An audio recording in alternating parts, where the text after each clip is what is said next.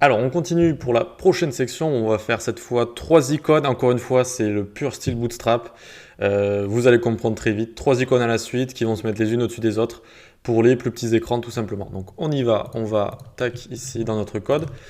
Encore une fois, on va le segmenter un petit peu. On va, hop là, écrire ici section icône. Section 3 icônes. Voilà. Je crois qu'icône, je crois que ça s'écrit comme ça. Ensuite, donc ici, on va créer une section avec l'ID Home Icons. Voilà, encore une fois. Alors, Home, pas Homes. Pour la navigation, hein, on rajoute des ID tout simplement. Ensuite, donc une div conteneur donc, pour pouvoir utiliser la grille de Bootstrap. On va se faire un petit peu de place. Voilà. Ensuite, donc, on va faire, alors pas la place maintenant, puisqu'on fait une div row bon, pour créer une rangée.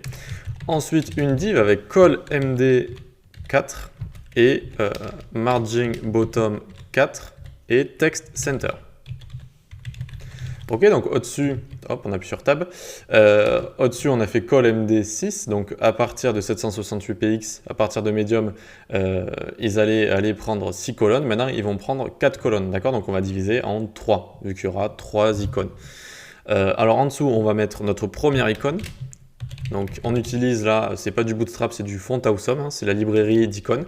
Donc à chaque fois pour Font Awesome, c'est d'abord on met la classe face, ensuite fa cog, et ensuite on va mettre fois 3 fois, et donc ça va augmenter la taille de l'icône tout simplement. Et ensuite on va mettre la classe Bootstrap MB2. Alors j'espère que c'est pas trop d'informations d'un coup, sinon posez-moi des questions. Hein. Alors c'est pas tout le temps face avec Font Awesome, des fois c'est fab aussi. Enfin quoi qu'il en soit, ça ressemble toujours à ça un peu fa, ensuite l'icône, fa cog, et ensuite on peut la grossir avec fa 3 comme ça. Donc on va en dessous de l'icône, on reste dans la même div, on va mettre un H3, on va écrire outil performant. Ok. En dessous, on va mettre un P avec un lorem de 30. Lorem 30, ça me paraît ok. Voyons voir déjà ce que ça nous donne. On descend et on a, vous voyez, l'icône qu'on a créée ici. Donc, et voilà, avec du texte en dessous. Alors, j'ai l'impression qu'il y a un petit peu trop de texte. On va tenter un lorem, peut-être que j'avais mis 25. 25, ouais, ça me paraît plus ok. Donc ici, on prend la div, hop, voilà, on ne se trompe pas. Et on va venir la copier 2 autres fois. Tac et tac. Donc qu'est-ce qu'on a à changer? Eh bien, on a changé les icônes. Donc la première, c'est FaCog, ça va être l'engrenage. Ensuite, la deuxième, ça va être FaCloud, ça va être un nuage. Donc on va changer ici, outil performant aussi, on va mettre le nuage, ça représente un peu les données. Voilà, données utiles, on va mettre. Et ensuite, en dessous, on va mettre FaCart plus, voilà, pour encore changer l'icône.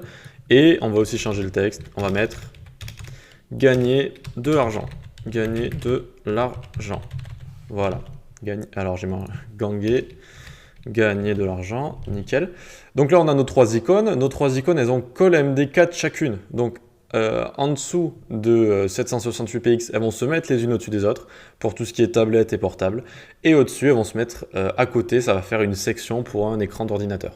Voyons voir tout ça. Donc on les voit ici. Hop. Les 3 icônes sont les unes à la suite des autres. Alors elles sont un peu trop collées à la section au-dessus, on va s'en occuper tout de suite, ne vous inquiétez pas. En tout cas, pour l'instant, on a nos 3 icônes. Elles sont les unes à la suite des autres, vu qu'on est au-dessus de 768px, donc elles prennent 4 colonnes chacune. Ok. On inspecte, alors j'ai dit on inspecte, tac, voilà. Alors on enlève le mode toggle ici, et on voit, tu vois, vous voyez, là on a la rangée qu'on a créée, ok, conteneur row. Donc dans la row, chacune va prendre 4 ici colonnes, tout simplement. Maintenant, on va baisser, donc on va faire Toggle Device Toolbar ici. Et on va voir qu'en dessous de 768, hop, tac, on est à 800 et hop là maintenant. Vous voyez, elles se mettent les unes au-dessus des autres. Et voilà pour le mode comment dire, le mode tablette, le mode portable, tout simplement. Donc bon, on a encore à régler une petite chose en CSS, c'est trop collé au-dessus et il n'y a pas vraiment de séparation. Donc on va rajouter une petite bordure au conteneur et légèrement les décaler. Donc on va aller dans notre CSS ici. Hop. Alors c'est en dessous du header. CTRL-C pour ouvrir les commentaires, puis 3 icônes.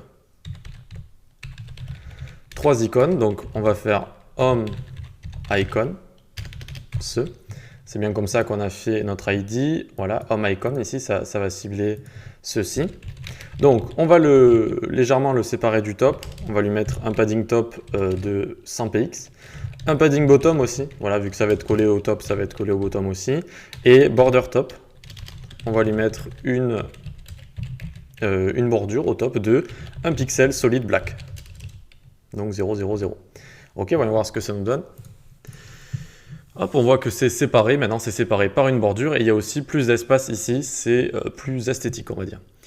C'est plus esthétique. Il nous reste... non, c'était que ça pour les icônes. Oui, j'ai cru qu'il allait y avoir un peu plus de CSS. Encore une fois, vous voyez qu'on a besoin de très peu de CSS. C'est vraiment des retouches, en fait. On fait la majeure partie du travail avec les classes Bootstrap, le système de classes. Après, voilà, quand on a envie de rajouter quelques espaces, des fois changer la taille, etc., on fait des retouches dans notre CSS. Et voilà, c'est comme ça. Du coup, on se donne rendez-vous pour la prochaine session. On va mettre une grande image avec un effet parallaxe. Ça va être plutôt cool. À tout de suite.